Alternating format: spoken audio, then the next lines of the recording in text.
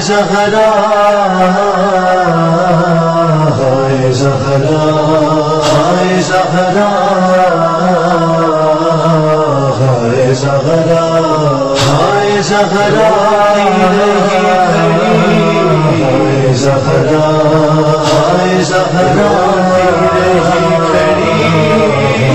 ज़हरा हर दरबार में रोती रही खड़ी ज़हरा हर दरबार में रोती रही खड़ी ज़हरा हर दरबार में न जाने किस तरह न जाने किस तरह हक मांगती रही ज़हरा हर दरबार में रोती रही खड़ी ज़हरा हर दरबार में रोती रही खड़ी ज़हरा हर दरबार।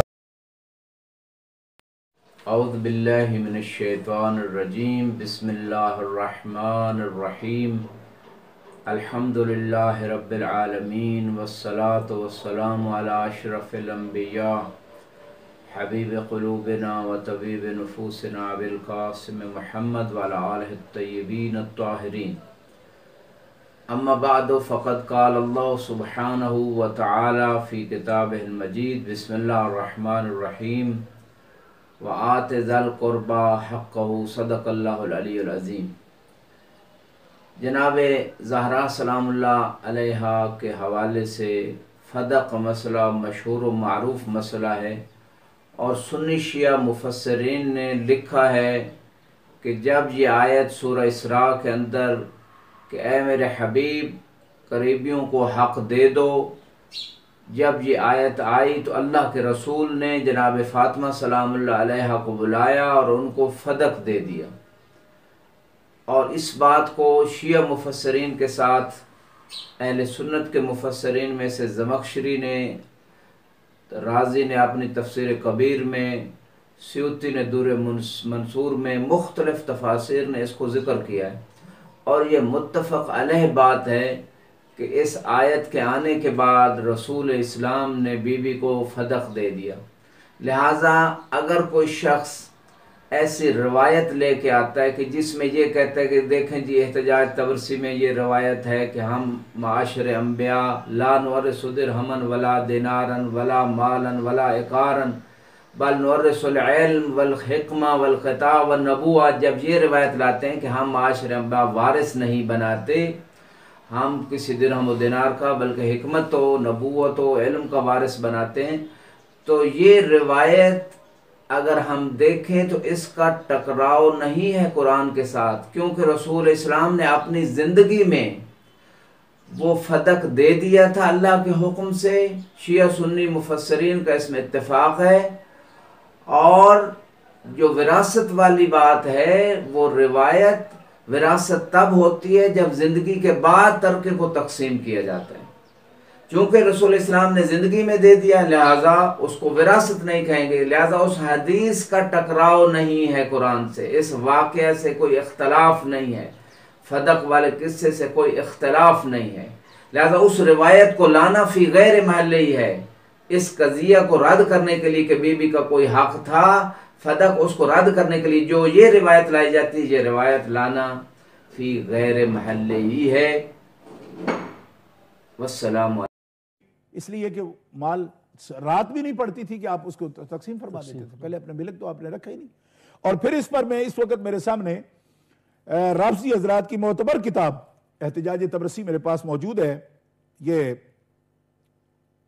अबी मंसूर अहमद बिन अली बिन अबी तालिब तबरसी मिन उलमाए क़र्न सादिस की किताब है और ये मतबूआ तेहरान मेरे हाथ में इस वक्त मौजूद है। अगर कैमरे पर करीब से नज़र पड़ सके तो ये किताब का सफ़ा नंबर 104 है इस वक्त, एहतिजाज तबरसी मतबूआ तेहरान। और हदीस पाक सुन लीजिए, उसके अंदर भी मौजूद है, इन्नी समय तो रसूलुल्लाह सल्लल्लाहु अलैहि वसल्लम यक़ूलु नहनु मआशिरुल अंबिया ला नुवर्रिसु ज़हबन वला फिद्दतन वला दारन वला इकारन व इन्नमा नुवर्रिसुल किताबा वल हिकमता वल इल्मा वल नबुव्वता, कि हम तो अंबिया की जमात हैं, हम सोना चांदी घर और कोई भी माल उसका हम वारिस नहीं किसी को बनाते, बल्कि हम तो हमारी विरासत किताब है, हिकमत है, इल्म है, नबूवत है। और नबूवत तो नबी पाक अलैहिस्सलातु वस्सलाम पर खत्म हो गई, नबूवत जारी नहीं, किताब हिकमत इल्म यही विरसा है। और ये दीगर कुतुब में, ये एहतिजाजी तबरसीस इस वक्त मैं पेश कर रहा हूं, मुतबर तरीन किताब है राफजी हजरात की, और ये तेहरान की छपी हुई असल किताब है, और सफा नंबर 104 से वही हदीस पाक है जो उसूल हमारे सियासता में मौजूद है, वो यहां भी मौजूद है।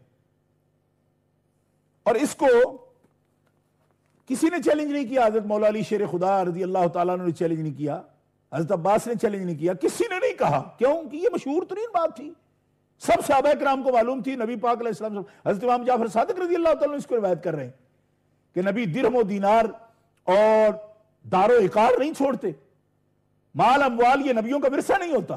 अगर उनका विरसा ये बन सकता तो आप अंदाजा करें कि मदीना तो एम्पायर था उस वक्त, तो सल्तनत बन गई जिसने कैसर किसरा को नकेले डाल दी थी। इस वक्त फिर क्या वो सिर्फ एक फदक ही निकलता विरसे से। पे दूसरी बात यह है कि बीबी के बारे में जब ये कहा जाता है कि उनकी विरासत नहीं बनती थी नौज़ुबिल्लाह, और उनका ये बीबी ने जाकर विरासत का मुतालबा नहीं किया था। अगर उस खुतबा को जाकर देख लिया जाए जो बलागात निसा, और इसी तरह इब्न अबी हदीद मुअतज़िली ने शरह नहजुल बलागा में जो इस खुतबा सैयदा फदक के हवाले से जो बीबी खुतबा उसको नकल किया है, उसको भी जाके देख लें। विरासत का मुतालबा बाद में हुआ है, क्योंकि बीबी ने तो वो अपना हक मांगा था जिसको गस्ब किया गया और रसूल की ज़िंदगी में दिया गया। और तारीख़ की किताबें बताती हैं कि बीबी से गवाह मांगे गए। जनाब अमीरुल मोमिनीन को जब गवाह पेश किया गया, इमाम हसन हुसैन, जिन गवाहों को अपनी रिसालत की गवाही के लिए मुबाला में रसूल लेके गए थे, और वो सच्ची हस्तियाँ जिनकी सदाकत की गवाही खुद रसूल इस्लाम और अल्लाह ने दी है, उन गवाहों को, सच्चे गवाहों को जुटला दिया गया। फिर तहरीर तलब की गई, तहरीर को टुकड़े टुकड़े कर दिया गया जो बीबी को लिख के रसूल इस्लाम ने दी थी। लिहाजा ये विरासत नहीं थी, ये तो जिंदगी में रसूल इस्लाम ने अल्लाह के हुक्म से दे दिया था। लेकिन विरासत की लोग ये इस पर बात जो करते हैं तो ज्यादातर ये बात कहते हैं कि इस बारे में हजरत खातून जन्नत सरकार ने जो है इसका मुतालबा पेश किया, तो मुतालबा पेश करना को मना नहीं है।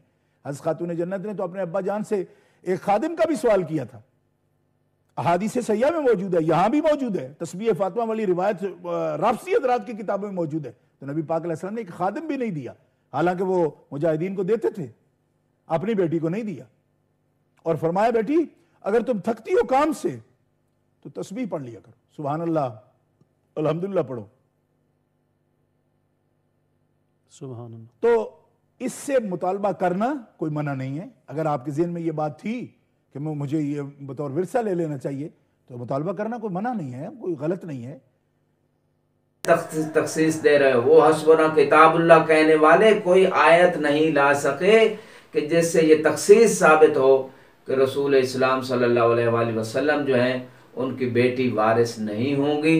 और ये जो कहा जाता है कि रसूल इस्लाम के ख़ास आकाम हैं, इसमें कोई शक नहीं। मसला नवाज शब उन पे वाजिब थी, 4 से ज़्यादा बीवियाँ रखना उनके लिए जायज़ था, ख़ास आकाम हैं। लेकिन इस मसले में ख़ास कोई हुक्म है और वो उसको साबित नहीं किया जा सकता। इस मसले में रसूल इस्लाम ने अपनी ज़िंदगी में बीबी को वो फदक दिया था, और कुरान की आयत और मुफस्सिरीन की तफसीर इस बात की गवाही दे रही।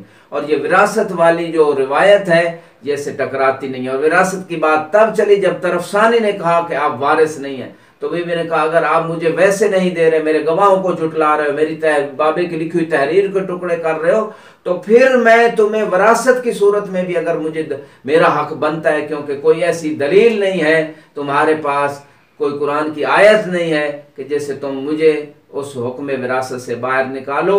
और ये जो रिवायत पेश की जाती है, इस सूरत में रिवायत अगर कुरान से टकराए कोई भी रिवायत, तो उस रिवायत को कबूल नहीं किया जाएगा, चाहे सुन्नी की रिवायत हो या तशय्यो की रिवायत हो। विरासत की शक्ल में कुरान कह रहा है कि फदक दिया है बीबी को, और ये रिवायत कर रही है कि नहीं। पहले तो बात है टकराव नहीं है, मैंने अर्ज किया, अगर कोई टकराव का मानेगा तो उस सूरत में ये जो है टकराव इसमें नहीं है और इसको रफ्स किया जाएगा रिवायत को। बाकी रहा रफ्ज़ी की बात करते हैं। रफ्स का माना इनकार करना, हर बातिल हर जुल्म का इनकार हर मोमिन पे हर मुसलमान पे वाजिब है। कुरान ने इस बात की जो है इसकी तरफ तरगीब दिलाई, अमर बिल मारूफ व नही अनिल मुनकर की तरफ। अगर जो रफ्स नहीं करता बातिल और जुल्म को, उसका ईमान या तो है ही नहीं या बिल्कुल ज़ईफ़ है।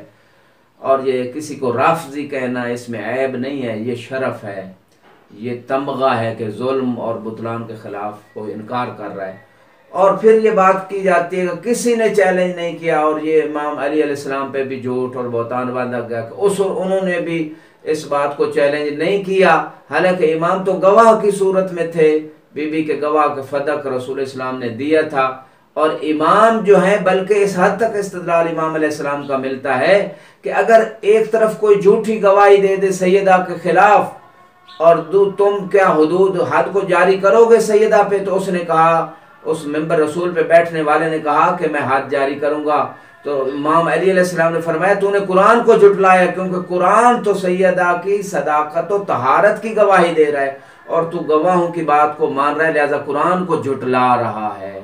वो सिद्दीका वो ताहिरा जो आए ततहीर की वारिस हैं, उनके बारे में ये कंसेप्ट दिया जा रहा है। जो कुरान की आलिमा है उनके बारे में ये कंसेप्ट दिया जाता है कि नौज़ुबिल्लाह उनको मसले का इल्म नहीं था।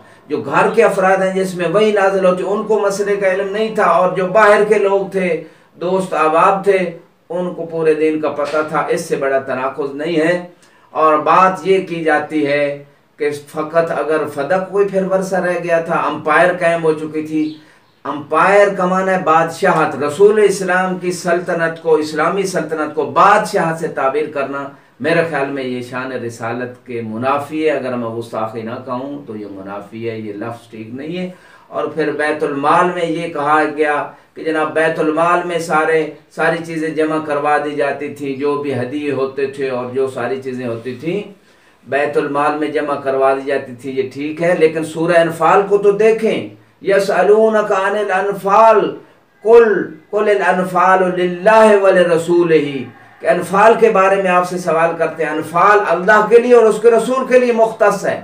अनफाल कौन सा माल है? शिया सुन्नी मुफस्सिरीन ने लिखा वो तमाम माल गनीमत और वो तमाम चीज़ें जो बग़ैर हथियार उठाए बग़ैर जंग के फतह हो जाए, वो अल्लाह और रसूल का है। कुरान तो कह रहा है कि ये रसूल का है माल, और कोई दूसरा उठ के अपनी जेब से कहे नहीं जी ये बैतुल माल में जमा होना चाहिए, ये कुरान की मुखालफत है।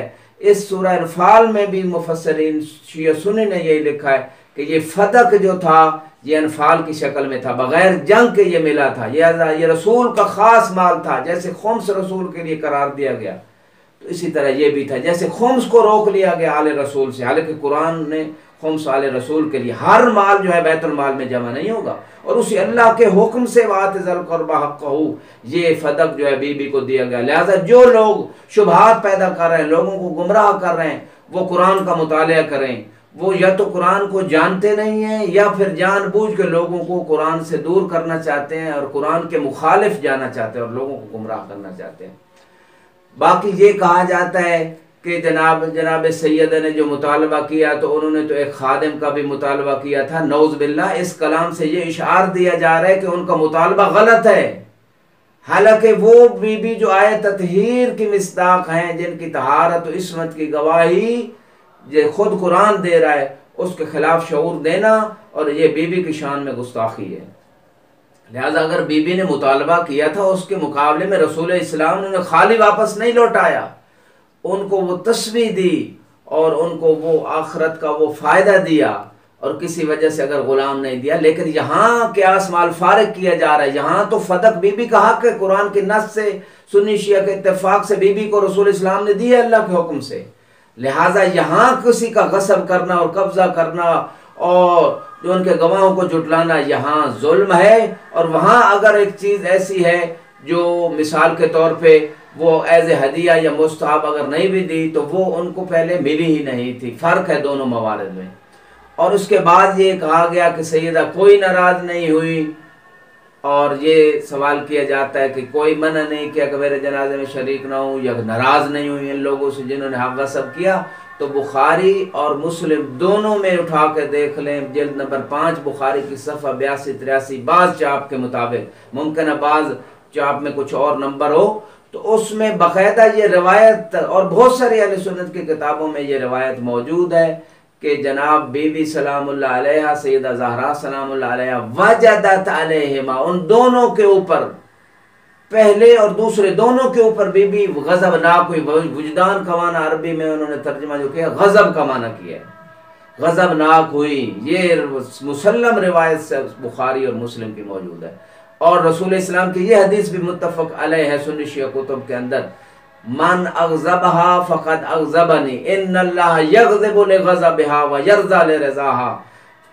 और ये रिवायात बता रही कि खुदा गज़बनाक होता है उसके ऊपर जिसके ऊपर फातिमा गज़बनाक हो जाए, और जिसने फातिमा को गज़बनाक किया या अज़ियत दी उसने मुझे अज़ियत दी।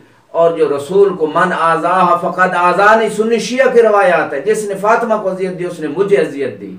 और कुरान ये क्या है, इन्नल्लज़ीना युज़ूनल्लाह व रसूलहु लअनहुमुल्लाहु फ़िद्दुनिया वल आखिरा व अद्दा लहुम अज़ाबन मुहीना, कि जो अल्लाह रसूल को अज़ियत देते हैं अल्लाह उन पे दुनिया और आखिरत में लानत करता है और उनके लिए इहानत वाला अज़ाब है।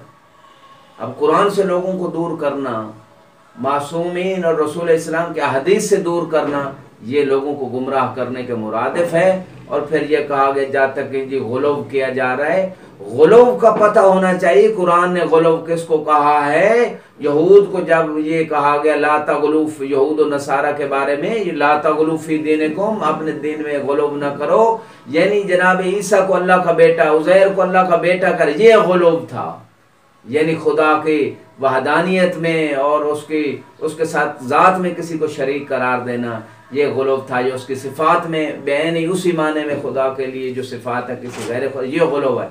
तो ये कहाँ गुलूव किया जा रहा है? बीबी के हक़ का दिफा करना क्या गुलूव है? ये भी एक बहतान और इल्ज़ाम था। और उसके बाद जो बात की जाती है कि जनाब वाला आखिर में ये कहा गया कि जनाब रसूल इस्लाम सल्लल्लाहु अलैहि वसल्लम जो है वो अगर उनकी हदीस किसी को सुना दी जाए तो आम उम्मत की औरतें जो हैं वो भी अमल करेंगी, मुखालफत नहीं करेंगी, तो सैयदा भी करेंगी। बात ये है कि हदीस से रसूल सल्लल्लाहु अलैहि वसल्लम को समझना और उसकी तत्बीक की ज़रूरत है। एक तरफ सादिकीन हैं अली अलैहिस्सलाम जो आलम है, कुरान के बारे में अमूम खुसूस को जानते हैं, एक तरफ वो हैं जिन्हें कुरान के बारे में इल्म नहीं है। तो किन की बात को लें? कुरान कह रहा है कि ये बीबी का हक है, कुरान और रसूल का अमल और सीरत और तारीख और अहादीस कह रही कि बीबी को गज़बनाक न करो। तो चाहिए जाए कि लोगों को ये फिक्र दी जाए कि ये मासूमा हैं, ये आलमा बिल कुरान है, ये हक रखती हैं कुरान के नस से, उनका हक गस्ब किया गया, गस्ब करने वालों ने जुल्म किया। चाहिए जाए कि लोगों को हक बताया जाए, कुरान के हक़ाइक़ बताए जाए, उल्टा पर्दा डालने की कोशिश की जा रही है। और ये सिवाय लोगों को गुमराह करने का और कुछ नहीं है। खुदा हमें तौफीक दे।